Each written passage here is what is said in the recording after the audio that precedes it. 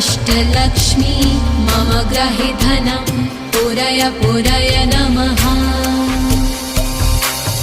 ॐ ह्रीं श्रीं क्लीं श्रीं कुबेराय अष्टलक्ष्मी मम ग्रहे धनं पुरय पुरय नमः।